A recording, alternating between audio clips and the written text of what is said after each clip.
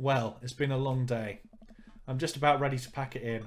After a few bites of ice cream from the freezer, I turn off all the lights and walk down the hall to my room.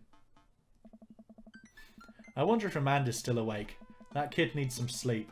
As I pass her room, I can hear a faint sound, but can't quite make out what it is. I get a little closer.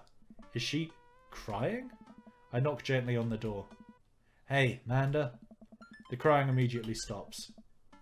Not right now. Her voice sounds strained. She sniffles.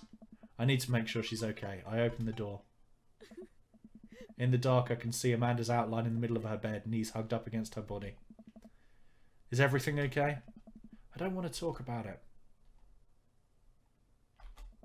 Did something happen? No, nothing happened. Go away. Oh, being a dad is hard. I'll keep pushing. Amanda. Get out! Okay, okay. I quickly leave her room and shut the door behind me. Once the door closes, I can hear her crying again. Wow. What has her so upset? She seemed fine earlier. She's usually so open with me. Did I do something wrong? Is she mad at me? I guess if she wasn't before, she definitely is now. I can't even remember the last time she snapped at me like that. I have a hard time falling asleep, but when I finally do, I'm still thinking about Amanda.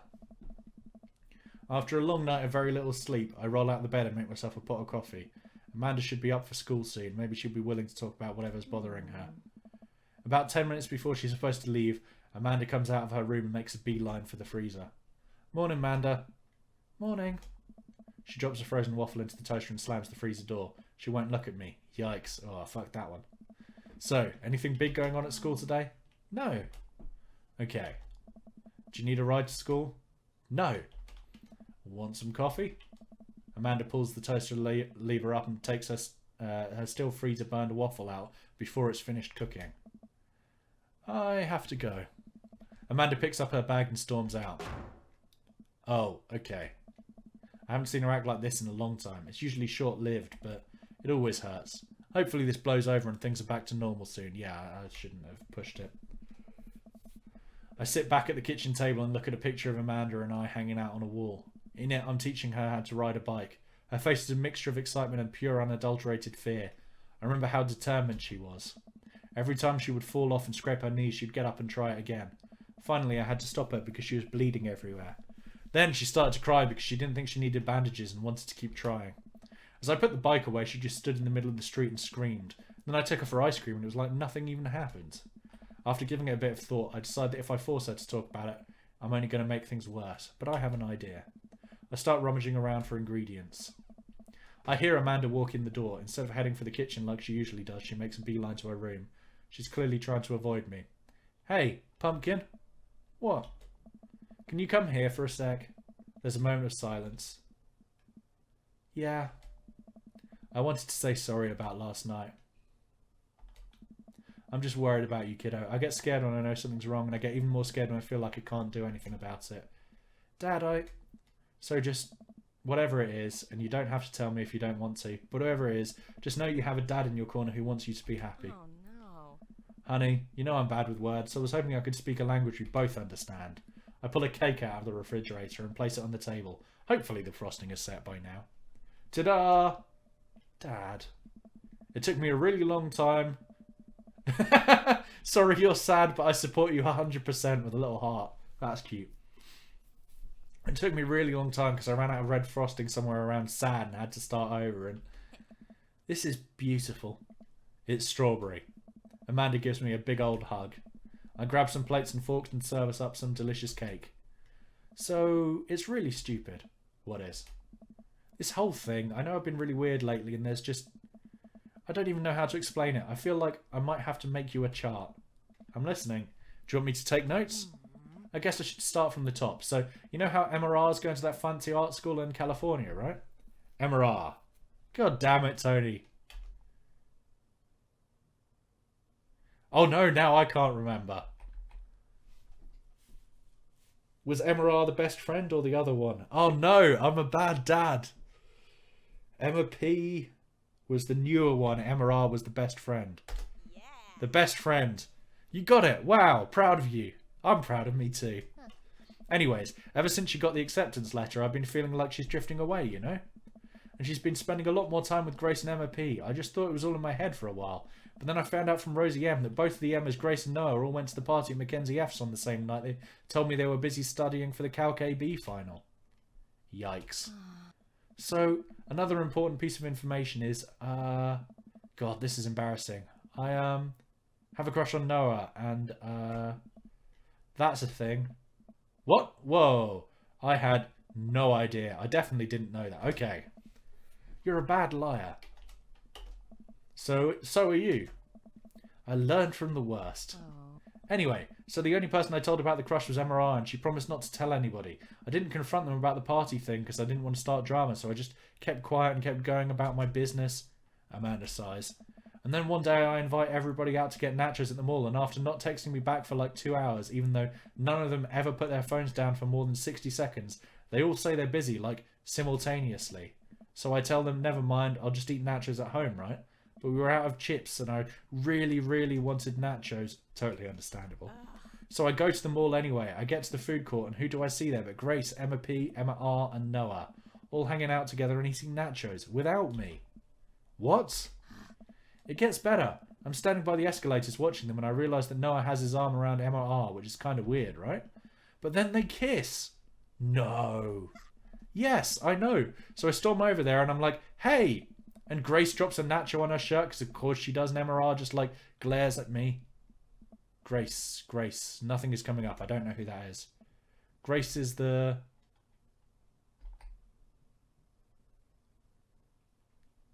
boring one? Oh, gossipy one.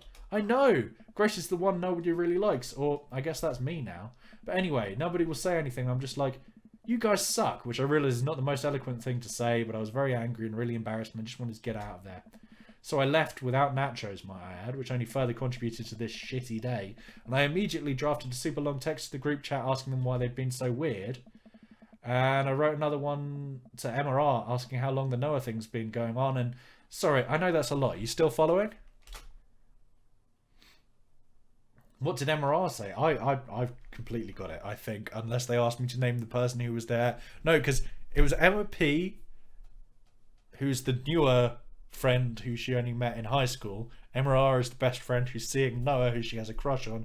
Grace is the gossipy one. It was only those 4 characters I need to know, right? What did Emma R say? Oh, okay. Get a load of this. Emma R says, you know what, let me just read it to you. Amanda pulls out her phone and reads word for word an arduously long string of text messages. Can you believe that? I cannot believe that. I care so much about Amanda's social life and mental well-being. But man, do I not understand what she's talking about. This is all beyond me, but I'm trying my hardest to be supportive. They were dating in secret for like months. So I told her that she's being a really terrible friend. She's like, well, if you think I'm so terrible, then just stop being my friend. And I was like, okay. And then she left me on red. And then... wait, left me on red? What's that? Oh, like, she saw my message and didn't reply. And I know because there are read receipts. I don't know what read receipts are, but I'm just going to nod and pretend I understand. Gotcha. So, while this is all happening, I'm talking to Emma P about how mad I am, because she's at least being kind of reasonable, and I'm venting to her about how pissed I am at everybody and stuff. And then out of nowhere, Noah texts me and is like, how could you say that about me? And I'm like, say what about you? And then he tells me that Emma P sent screenshots of everything I told her to the group chat and I got kicked out of. Alright, I think you lost me at screenshots, but that definitely sounds bad. There's so much more, but honestly, it's all just really stupid teenager stuff. The bottom line is that everybody dropped me. Half of my grade hates me and now I have no friends. Amanda, I'm so sorry. I almost expected it from everybody else, but Emma R's been there since Dad died. I can't believe she would just stab me in the back like that. I'm not even that mad that she's dating Noah. I'm just upset that she lied to me about it for so long. Amanda stabs at the remnants of her cake. Okay, I take it back. I'm kind of mad that she's dating Noah. Like, what did I do wrong? Why did everyone just suddenly decide I'm not cool anymore? Why wasn't I enough? I don't understand. As mad as I am at everybody, like, I miss them, Dad. Amanda looks so dejected I almost can't take it. What could I possibly say to help? Oh, no. Anyways, that's it. That's the whole sordid tale. Thanks for listening. Tune in next week for some more hot gossip. Wow. I know it's pretty dumb. It's not dumb. No, it's a stupid thing to be upset over. Amanda, your feelings are real. Don't ever be mad at yourself for having feelings. I guess. Unless you've secretly been a robot who's been approximating human feelings this whole time. Dad, if I was a robot, I would have transformed into a monster truck a long, long time ago. Not every robot is a transformer, young lady. But seriously, I know you probably don't want advice, but I feel like it's my duty as a dad to bestow upon you a few nuggets of fatherly wisdom. Well, what fatherly wisdom have we picked up? Gas is cheaper in the suburbs?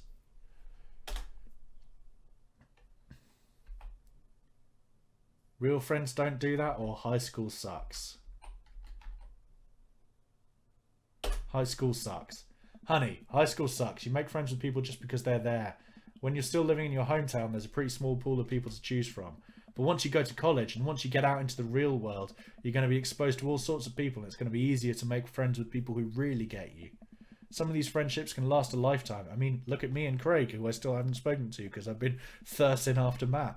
And some of them only last a little while, and that's okay too. You're going to make so many awesome new friends at art school. Ultimately, I think this says way more about their character than it does about yours, because you're amazing, and if they can't say that, well, that's their problem.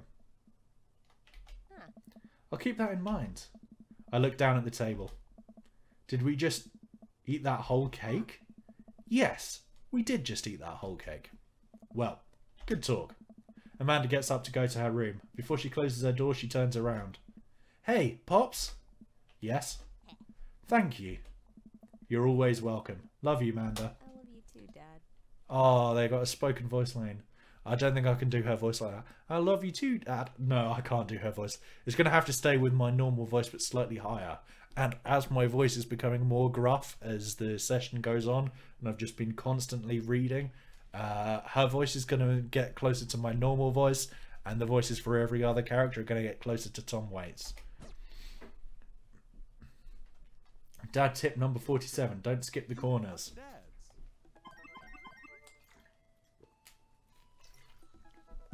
Oh, Matt's initiating this time.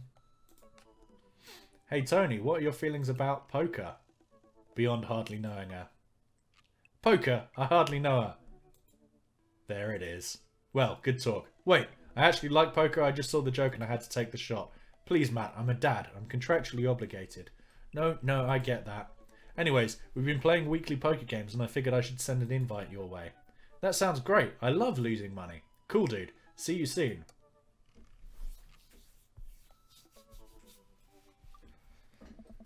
Matt invited me to a poker night at Joseph's house. I put on my going out coat and walk over. Across the way I spot Matt, who's walking over from his own house. He's got a case of his beer under his arm. Crap, I should have bought something. Hey man. Crap, I should have bought something. No worries man, it's your first time, just bring a full wallet. How long have you guys been at this for? Years buddy, just a nice way to keep in touch with the guys. It's never really high stakes. We pass through the fence enclosing Joseph's backyard. Craig, Brian and Joseph hover around the patio, drinking beer and chatting. Robert sits in the corner, brooding as usual. Tony, glad you can make it. So am I. I'm psyched to take all your money. Just like old times. Craig's the resident shark. We prefer the term person who's good at poker. I'm well aware. Craig's always been suspiciously good at poker. Are you still as terrible as you were in college? Let's put a poker face on. Hey, I wasn't terrible. I'm not bad at poker. I'm definitely good at poker. Everyone stares at me. Okay, maybe that was a little defensive. Okay, I'm bad at poker.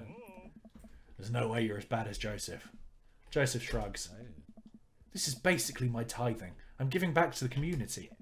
Plus, I'm happy to just sit here and eat all of Brian's snacks. Guess who bought pigs in a blanket? Not Craig. Hey, my chia seed and granola energy balls are just as delicious. Everybody laughs. Let's just get the game going.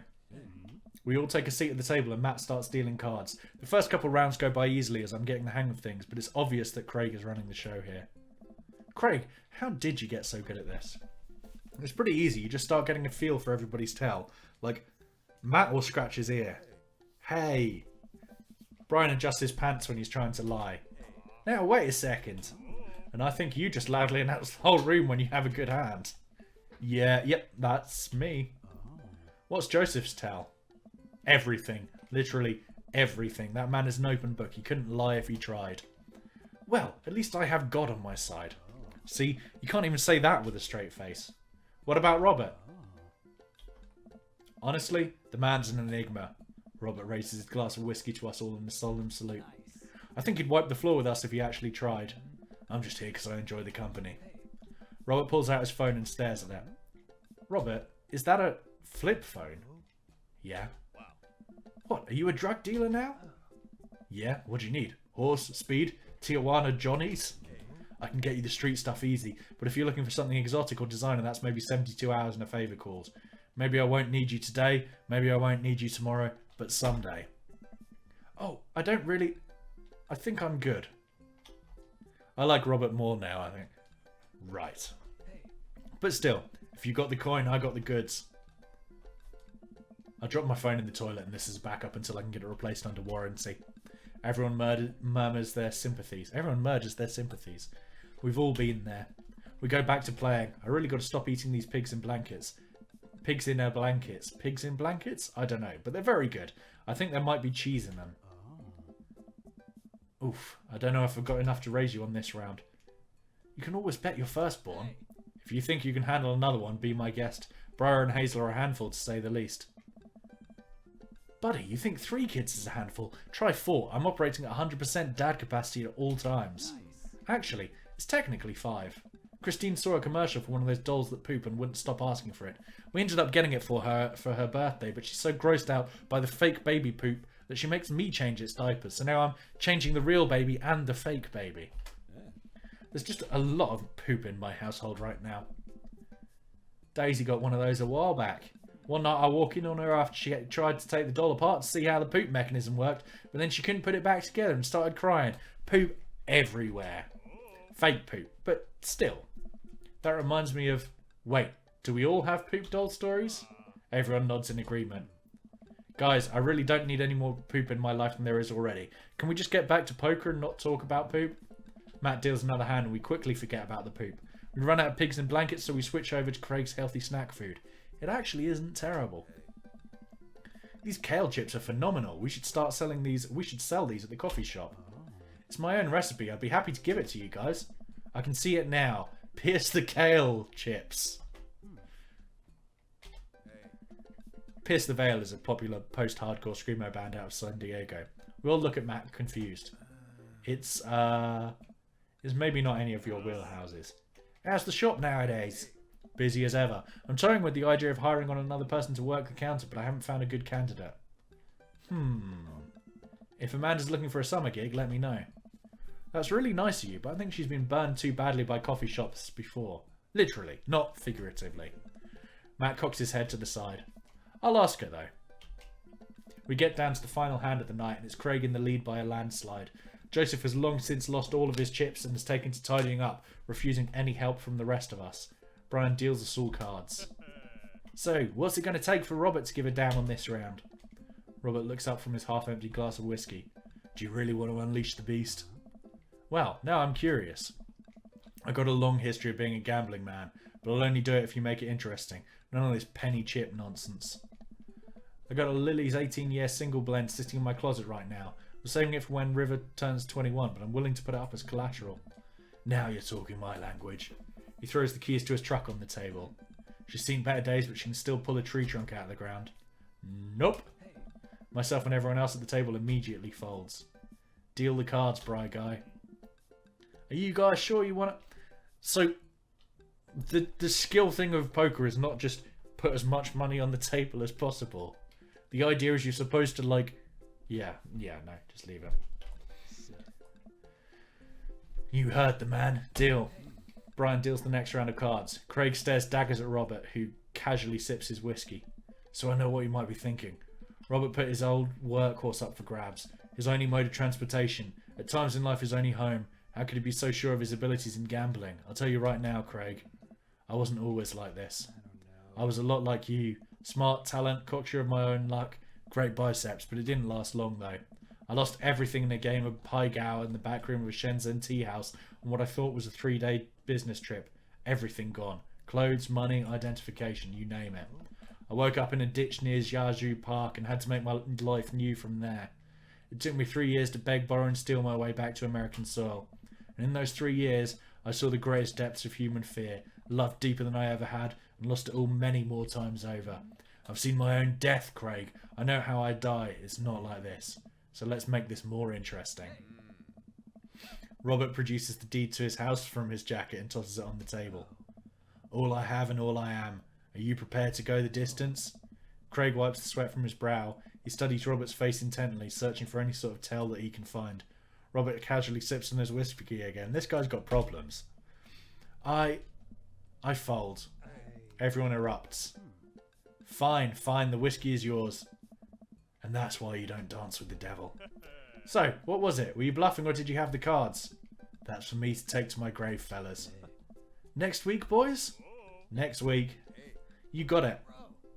I'll be there. Sure thing. This has been very relaxing and I sincerely doubt I will wake up in a cold sweat thinking about it tonight. Keep working on that poker face, Tony. We all say our goodbyes and head our separate ways. Welcome. You've got dads. No new messages from you. No new messages from you, but for some reason it... Amanda? Is that you? Oh, I have to reply to it. What are you doing on Dadbook? Why, Tony, I never. We've known each other since business school. How could you possibly confuse me for your amazing and talented and easy to buy things for daughter? Although I am, of course, flattered. You should buy Amanda more things. Amanda, you know I didn't go to business school. I barely even managed to get my degree. Wait, no. Wow. I didn't say that. You never heard that. This is gold. I was a great student, I swear. I graduated at the top of my class because I worked hard and ate all my vegetables. Totally holding on to this for later. Wait, do you even remember what I majored in? I declined to comment. Cool.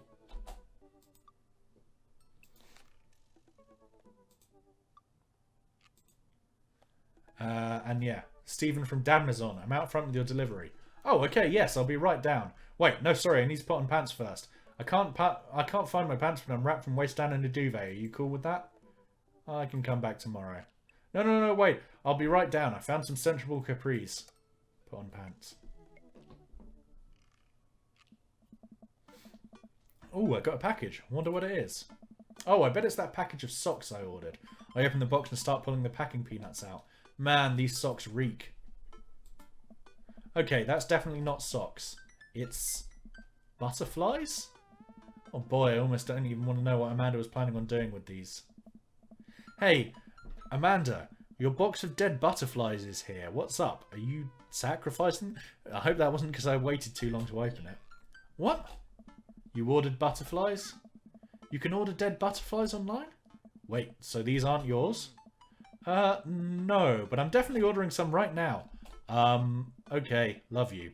I'll take a look at the box again. Oh, this is addressed to Damien's house. Give the box to Amanda. Oof. Damien seems like a nice guy, but this is kind of weird. Without turning my head, I shout out to Amanda. Yeah, Dad? There's no name on this box. Why don't you cancel your order and just do as you wish with these? Whoa, really? When I said I was ordering my own, I was just doing a bit. Sure. Knock yourself out. Just don't let them stink up the place when they start to go south. Wait, will they really start to stink? Is that a thing? Guess we'll both know soon. Welcome. You've got dads. I think you probably know by now where we're going next.